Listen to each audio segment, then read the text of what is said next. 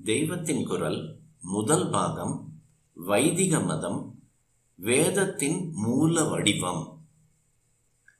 பாஷையை வைத்துக்கொண்டு இது என் பாஷை, அது உன் பாஷை, இந்த பாஷை தான் உயர்ந்தது, அந்த பாஷை தான் உயர்ந்தது என்று இப்போது பலர் சண்டை போடுவதை பார்த்தால் மிகவும் துக்கமாக இருக்கிறது. நாம் எல்லோரும் ஊமையாக போனால் தேவலை என்று கூட தோன்றுகிறது. நம்முடைய அபிப்பிராயத்தை தெரிவிக்க இருக்கும் கருவி பாஷை. அது எல்லா ஊரிலும் ஒன்றாக இருக்க முடியாது. ஒவ்வொரு கூட்டம் ஒவ்வொரு பாஷையை பேசும். ஒவ்வொரு சீமையிலும் ஒரு பாஷை இருக்கும். எனவே இது என் பாஷை, அது உன் பாஷை என்பதும், இது உசத்தி அது தாழ்த்தி என்று சண்டை பிடிப்பதும் அர்த்தமில்லாத காரியம். தெரிந்த பாஷை தெரியாத பாஷை என்று வேண்டுமானால் சொல்லலாமே ஒழிய என் பாஷை உன் பாஷை என்பதே தப்பு. பாஷையால் சண்டை என்பது பெரிய தப்பு. மதத்தை காட்டிலும் சுவாமியை காட்டிலும் பாஷைதான் உயர்வென்று நினைப்பது மிகவும் தப்பு. பாஷை என்ற ஒரு காரணத்துக்காக மட்டும் சம்ஸ்கிருதம் வேண்டுமா என்றால் நான் கூட வேண்டாம் என்றே சொல்வேன். ஆனால் நம்முடைய மதத்துக்கு மூலமான வேதம் சாஸ்திரம் எல்லாம் அந்த பாஷையில் இருப்பதனால் வேதத்தையும் சாஸ்திரங்களையும் ரட்சிப்பதற்காக சம்ஸ்கிருத பாஷையையும் ரட்சிக்கத்தான் வேண்டும் என்கிறேன். திருவள்ளுவர் குறளை எழுதி அதை அரங்கேற்ற மதுரைக்கு வந்தார். பொற்றாமரை குளத்தில் சங்கப்பலகை இருந்தது. திருவள்ளுவர் தம் புத்தகத்தை கொண்டு போய் சங்கப்பலகையில் வைத்தாராம். குட்டை புத்தகம் அது மாத்திரம் பலகையில் இருக்க புலவர்கள் எல்லோரும் குளத்தில் விழுந்து விட்டார்களாம். குறள் அங்கே அரங்கேற்றப்பட்டது. இந்த புத்தகத்தை இன்னார் பண்ணினார், இதில் இன்ன உயர்ந்த விஷயங்கள் இருக்கின்றன என்று அதை பற்றி பல புலவர்கள் பாடியிருக்கிறார்கள். திருவள்ளுவ மாலை என்று அதற்கு பெயர். அதில் ஒருவர் பாடுகிறார்: ஆரியமும் செந்தமிழும் ஆராய திதனினிது சீரியதென்றொன்றை செப்பரிதாம் ஆரியம் வேதம் உடைத்து தமிழ் திருவள்ளுவனார் ஓது குரட்பா உடைத்து. சம்ஸ்கிருதம் உயர்வா தமிழ் உயர்வா என்று யோசனை பண்ணி பார்த்தேன். சம்ஸ்கிருதமும் தமிழும் சமம்தான். ஒன்று உயர்வு ஒன்று மட்டம் என்று சொல்ல முடியாது. எதனாலே என்றால் சம்ஸ்கிருதத்தில் வேதம் இருக்கிறது, தமிழில் இப்போது திருக்குறள் வந்துவிட்டது. இது தமிழ் மறை.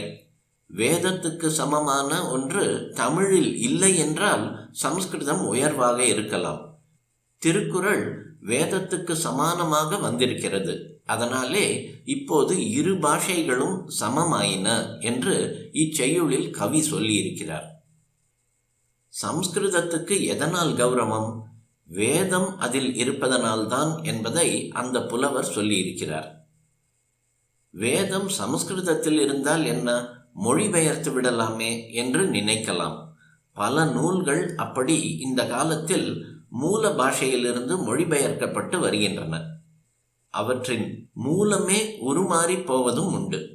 ஒரு விஷயத்தை ஒரு மனிதன் சொன்னால் அது அவனிடமிருந்து எந்த வாக்கில் வருகிறதோ அதே வாக்கில் இருந்தால் ஒரு காலத்தில் இல்லாவிட்டாலும் மற்றொரு காலத்தில் அதன் உண்மை பொருளை முழுவதும் தெரிந்து கொள்ள முடியும். ஒரு பொருளை சொல்வதற்கு ஒரு பாஷையில் அழகான சொல் ஒன்று இருக்கும்.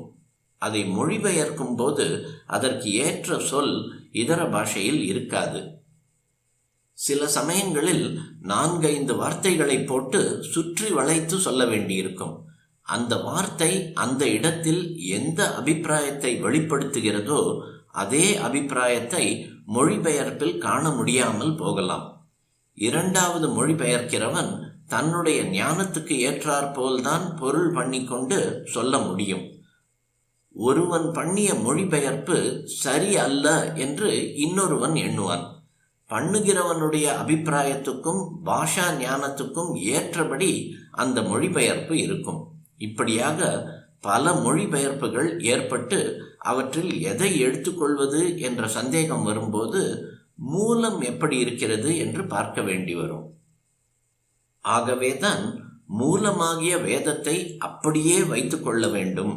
மூலமாக இருக்கும் ஒரே வேதத்தை தங்கள் கருத்தின்படி பொருள் கொண்டு ஒவ்வொரு ஆச்சாரியரும் ஒவ்வொரு சித்தாந்தத்தை வெளியிட்டுள்ளனர்.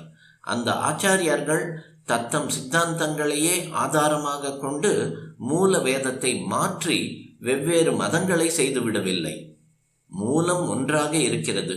மூலம் மொழிபெயர்க்கப்படாமல் அப்படியே இருந்து கொண்டிருப்பதால் தான் அந்தந்த ஆச்சாரிய புருஷருக்கு ஏற்றபடி காலத்துக்கு காலம் புது அபிப்பிராயம் சேர்ந்து வந்திருக்கிறது.